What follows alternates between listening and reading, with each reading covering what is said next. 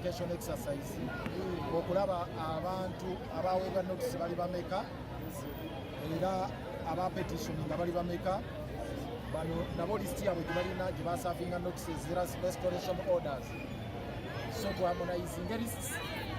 nga tumaliriza by Monday tugenda kukola ekyo amannya agabo abafuna restoration order nga tebaliiko ku list tubagatteko abasayiniza oba nga tebaba restoration order tulabe nabo ekyo twakolera final list tugifune ku Tuesday nga Nema yegikoze etulaga abantu bebawa list nebaba makingira n'amayumba gaabwe tufune final list ku Tuesday abantu abafuna restoration orders nebaba makingira ne X ku mayumba gaabwe bonna tufune olukalala kati okutandika ku Lwokusatu tribunal neteekebwawo egulirwa Dr. Jerome Sebadduka ekirire ku ground ekwatagane n'abeerosi batandike kutambula nju ku nju nga buli omu bafuna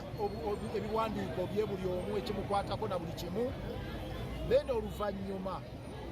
bwe banamala exercise eyinza okutwala weeks 2 oba omwezi bweneggwa then tulyoke tutandike formal hearing okuwulira nga bwe bawulira omusango tujja kufunayo ekifo